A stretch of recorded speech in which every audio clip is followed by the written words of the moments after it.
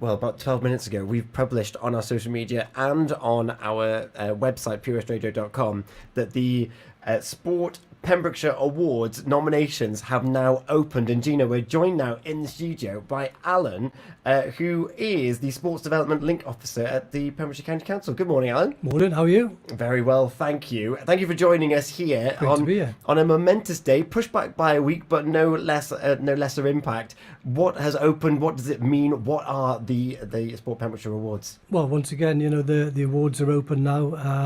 Like I said earlier on, they've been going since 2007. Can't quite believe that this is the 16th year. So just to let everybody know, nominations are open. They'll be on our social media sites, and we just want to see people, as I always say, just get those nominations in. And what categories are we looking at for the nominations? We got categories covering, a whole range of, the full spectrum really. We got male, female, boy, girl, disability category, junior disability category. Oh, you're testing me now. But you're covering everyone. There's categories there for everybody. So if you play sport in Pembrokeshire, whatever sport it is, whatever age, whatever ability, there's going to be an award for you. Absolutely, there's a category literally for everyone. For everyone. I hope. Yeah. And it's amazing. Through 16 years, it's an institution. It's what people look forward to in the middle of their sporting calendars. And it's not just looking at winter sports or summer sports. It really encapsulates everything, and even the sports that don't necessarily get the same limelight and the same media attention. Yeah, we've always get lots of nominations for mainstream sports, rugby, football, cricket, hockey, but we do encourage and there's lots of obscure, not so popular sports out there, such as we've just been talking about Octopus. Fantastic club in Pembroke and in Haverfordwest, with lots of kids who've represented Great Britain over the years. So we just want to see all those nominations come in, to give the panel a really difficult job, because they got to earn their coin. Yeah. Well, that's one thing that's amazed me. I produced the Pure West Sports Show on a Monday evening with Eaton Evans and Morris, and the calibre of sports talent throughout the age ranges and throughout the breadth of sports in Pembrokeshire. We're really quite good at putting our hand to any sport here, aren't we? Oh, I think Pembroke definitely punches above its weight. Every year the nominations come in, and the panel do have a very difficult job in picking out 3 finalists and then obviously a winner. And it is a task, and it's humbling to see all the nominations and all the success that Pembrokeshire does have. Yeah. Mm-hmm. So explain the process for us then. The nominations are now open. When do they close? How do people nominate? Where do they go? What happens now? Okay, so there'll be lots of social media coverage over the coming weeks for the next 3.5 weeks. Like I say, it's been cut short by the national period of mourning last week, obviously when the Queen passed away. So we've got 3.5 weeks, which is quite a short time scale. But say on our social media, on your social media, there'll be links to online nomination process through the County Council, and those will come directly through to me. The closing date is Sunday the 16th of October. Once all the nominations in, we'll have a sit down and filter through them, and get the nominations to the panel. Obviously then there's a lot of organisation. We've got to get the trophies sorted and get Folly Farm prepared.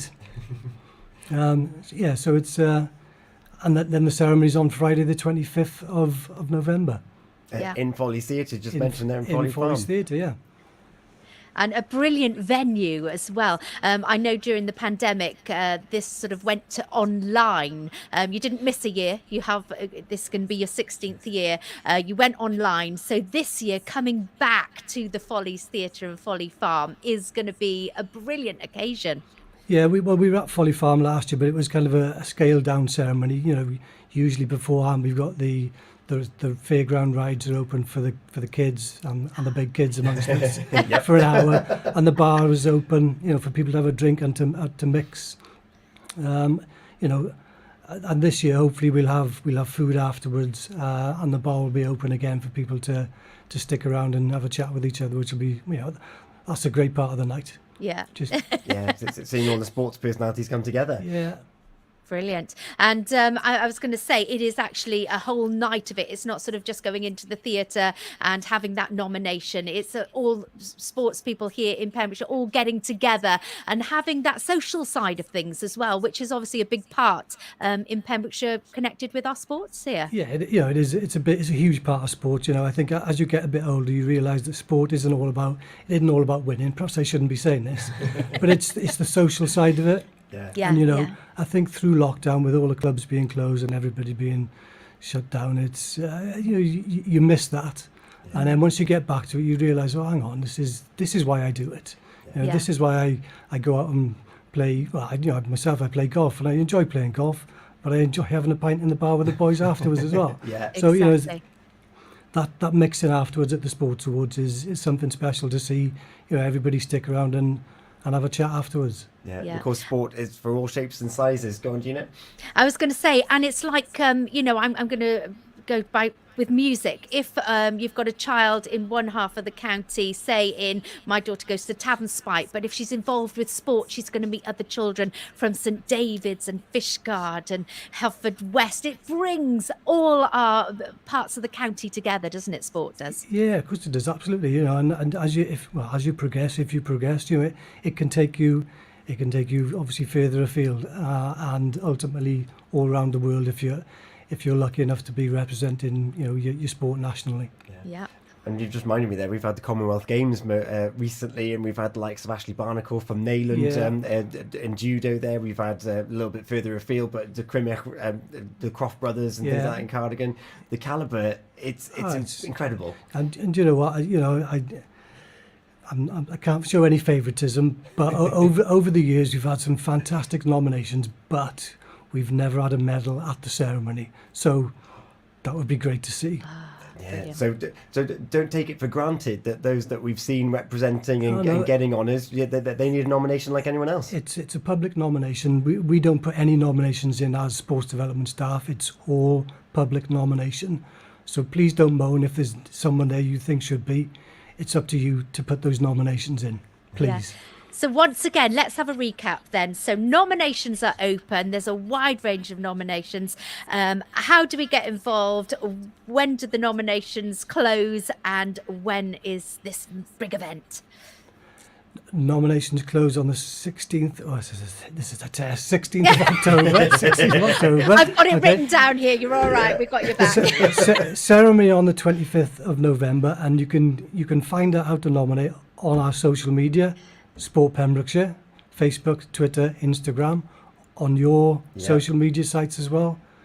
And over the next 3.5 weeks, hopefully it'll be everywhere.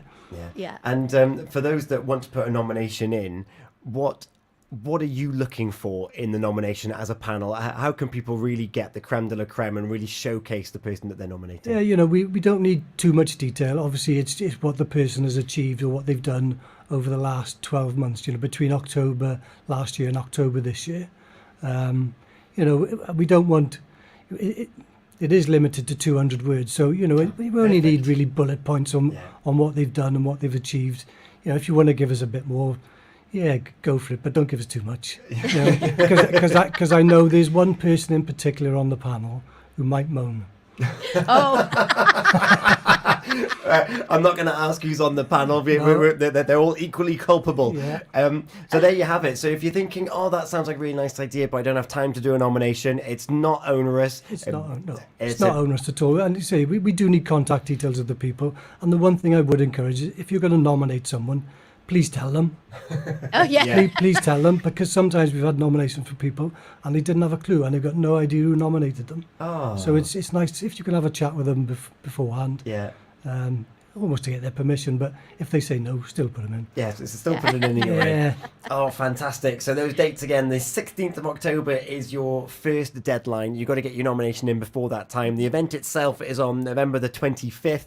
And let's give the panel some hard work. Let's actually make them think about all of the talent here in Pembrokeshire. Because I know from the Pembrokeshire Sports Update with Bill on a Friday morning, as do Eugenia, and the Pure Sports Show on Monday evening with Eaton Evans and Morris, there's so much sport all of the time here in Pembrokeshire that's played and enjoyed for little tots all the way up to seniors as well, for enjoyment, for socialising, for awards, for medals, for gratification. And it's great that we have this event annually, and it's 16th year. It's an institution to come round and actually pay respects and give people the opportunity to say thank you. Yeah, that recognition. It's all about the recognition for everybody. Yeah, so Alan, thank you so much for coming down and joining us here this morning. I've already got a few ideas for some nominations in the back of my mind as well. So you might see my name thrown out into the mix as well. Get those nominations in. There we go. Thank you so much. We're going to have some traffic and travel for you very shortly here at 22 minutes past 9 o'clock. But don't go anywhere. We've got ASD Family Help joining us, looking at their new workshops as well. So you're listening to Pure West Radio. It's the Gina and Tom Breakfast Show. Alan, thank you once again. Cheers, Tom. Gina Jones on The Breakfast Show.